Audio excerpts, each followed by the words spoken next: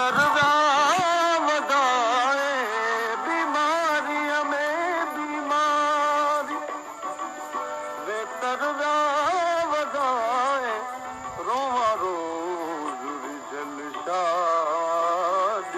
खाली गरन के छो अबान हले छो अबान पाड़ो ना सुकुन के आया की न मारू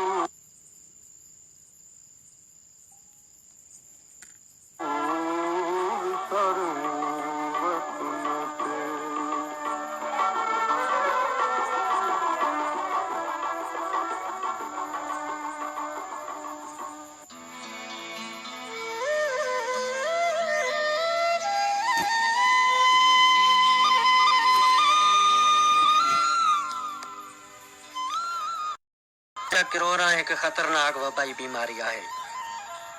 कोरोना असांजी खूबसूरत ज़िंदगी जी दुश्मन है। इन करे असांखे वध खां वध एहतियात करे पंहिंजे पाण खे महफ़ूज़ रखणु घुरिजे।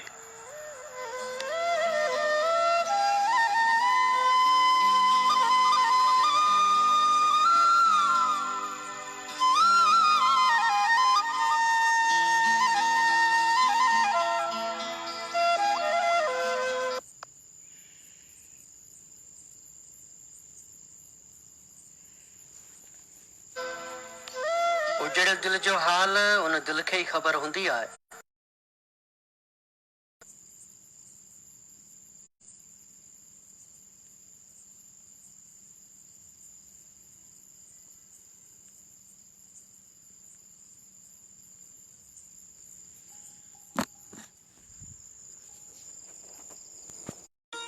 कोरोना जे कहर खां पंहिंजी ज़िंदगी खे महफ़ूज़ रखण जे लाइ असांखे वध खां वध एहतियाती उपाउ वठणा पवंदा।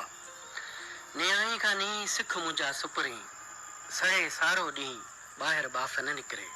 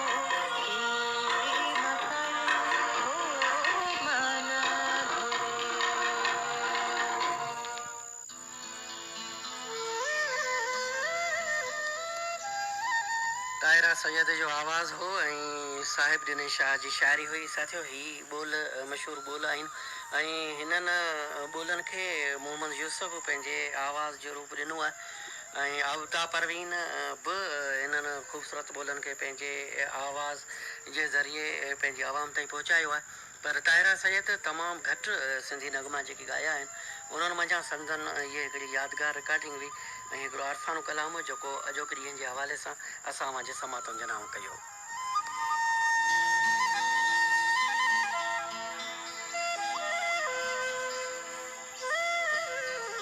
साईं मुंहिंजा हिकु चीनी चवणी आहे त जॾहिं माण्हू 10 किताब पढ़ंदो आहे त हू ॼण 10,000 मेलनि जो सफ़र तइ करे वठे थो।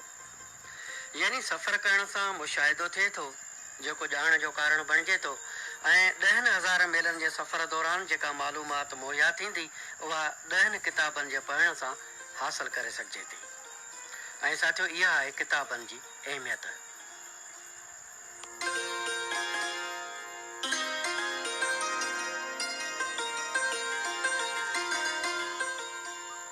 हिकु मुफ़क्किर जो कौल आहे त किताब ख़ामोश उस्ताद आहिनि।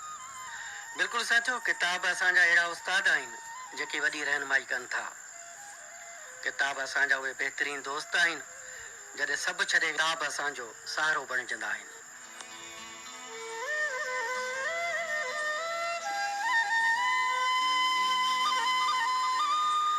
किताबनि जे हवाले सां हिकु ॿिए ॾाहे जो चवणु आहे त दुनिया अकेली कंहिंखे मुकमल इंसान नथी ठाहे सघे। जेकॾहिं मुकमल इंसान थियणो आहे त पोइ सुठनि लेखकनि जूं सुठियूं तख़लीक़ूं ज़रूरु पढ़णियूं पवंदियूं।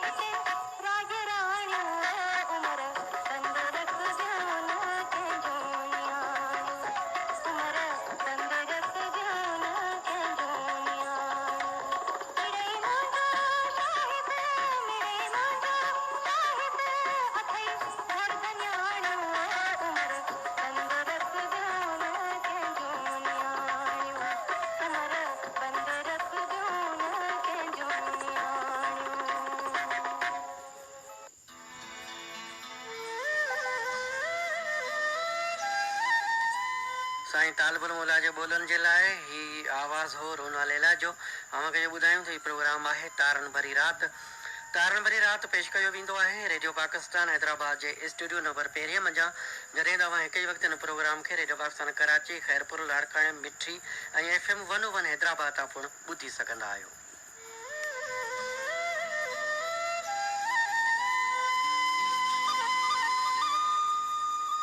ऐं साथियो, तारनि भरी राति जे हिन लम्हनि में अव्हां ताईं पहुचाईंदासीं अॼु जी ॻाल्हि।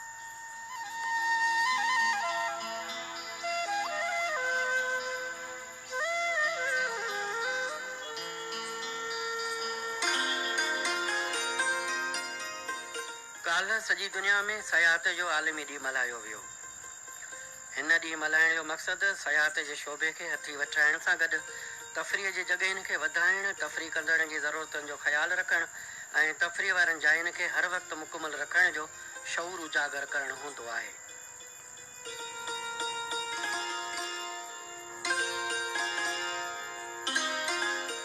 सुवारी सिंध पंहिंजे वजूद ते अहिड़ियूं केतिरियूं जॻहियूं रखे थी जेके न सिर्फ़ु तफ़रीह जा मक़ाम आहिनि पर असांजी शाहूकार तहज़ीब जा ज़ामन बि आहिनि। लाड़, उत्तर, काछो, कोस्तान ऐं थर को ख़ूबसूरती सां भरिया पिया आहिनि।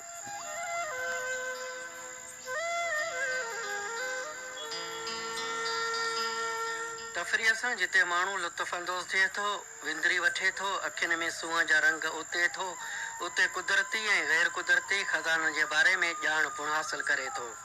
सैर ऐं तफ़रीह जायूं जिते असांजी आमदनीअ जो बहितरीनु ज़रियो हूंदियूं आहिनि, उते असांखे अहिड़ो सुकून मुहैया पिणु कंदियूं आहिनि जेको असां घुट ऐं ॿूसट जे माहौल मां निकिरी हासिलु करणु चाहींदा आहियूं।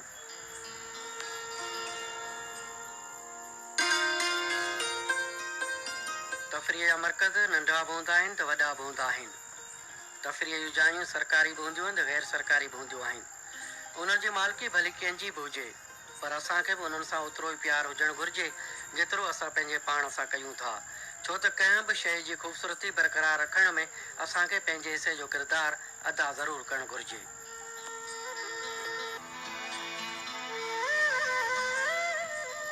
तफ़रीह जे जायुनि ते बहितरीनु कारोबार करे सघिजे थो जेको न सिर्फ़ु असांजी आमदनीअ में इज़ाफ़ो करे सघे थो पर असांजी ज़िंदगी बि बदिलाए सघे थो।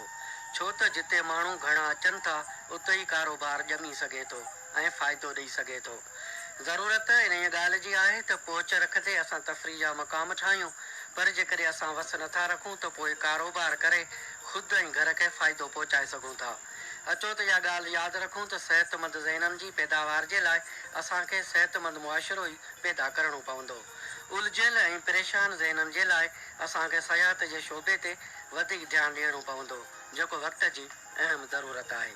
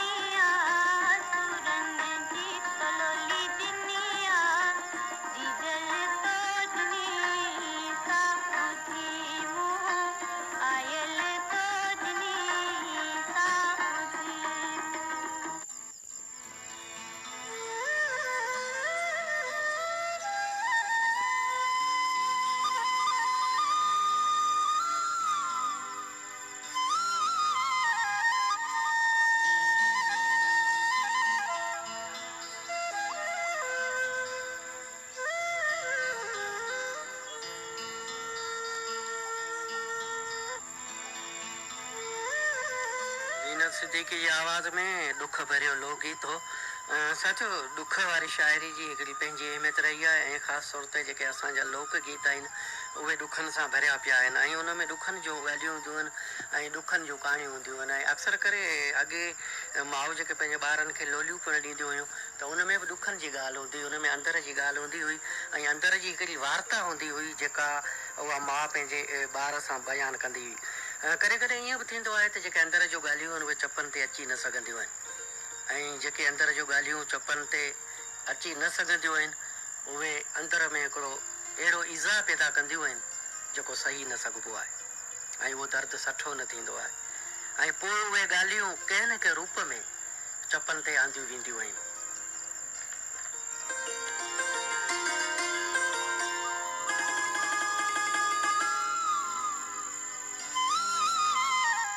शाइरीअ में मुख़्तलिफ़ मौज़ूअनि खे इज़हार जे तौर ते इस्तेमालु कयो वियो आहे। असांजा जेके पाक पवित्र रिश्ता आहिनि उन्हनि खे बि शाइरी जे रूप में आंदो वियो आहे ऐं जेके असांजा रिश्ता आहिनि जंहिंमें माउ आहे, पीउ आहे, भाउ आहे, भेण आहे, इहे अहिड़ा सचा रिश्ता आहिनि जिन जो को बि नियमल बदल न आहे।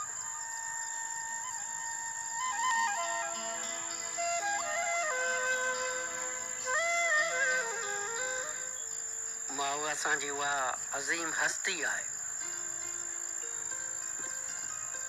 जेका सदाईं दुआऊं ॾिए थी। माउ जूं दुआऊं रंग लाइनि थियूं, माउ जूं दुआऊं ज़िंदगी बदिलाइनि थियूं। माउ जे दुआउनि में उहो असरु आहे जो माण्हू जी ज़िंदगी में वॾो फ़र्क़ु अची सघे थो।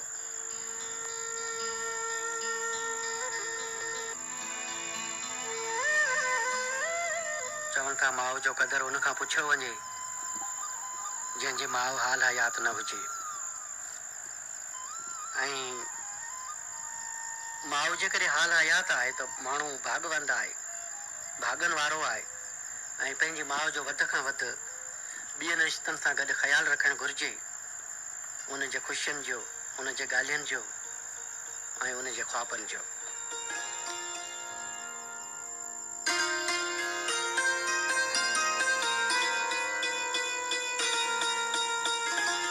ऐं जॾहिं माउ न हूंदी आहे त पोइ अमा अमा करे ई पुकारियो वेंदो आहे।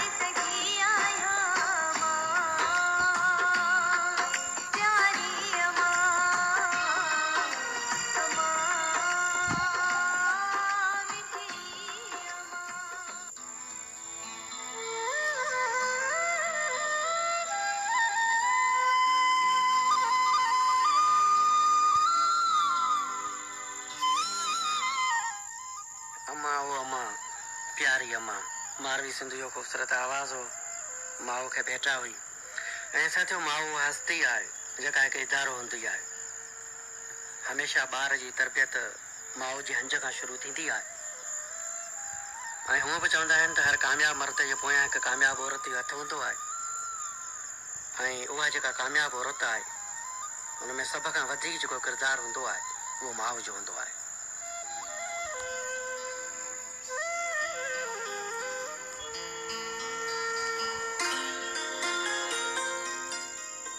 साईं मुंहिंजा सिंधी शाइरीअ में आरफाणे रंग जी शाइरी जी पंहिंजी अहमियत आहे आरफाणो रंग ऐं सूफ़ियनि जी शाइरी जॾहिं असां ॿुधंदा आहियूं त रूह खे अजीब सुकून महसूसु थींदो आहे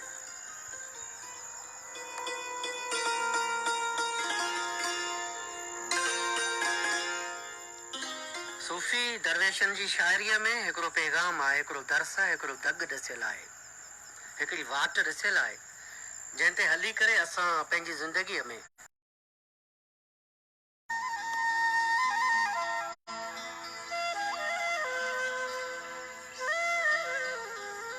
सिंध जे फनकारनि जिते आम शाइरनि खे ॻायो आहे उते असांजा जेके सूफ़ी शाइर आहिनि उन्हनि खे बि ज़रूरु पंहिंजे आवाज़ जो रूप ॾिनो आहे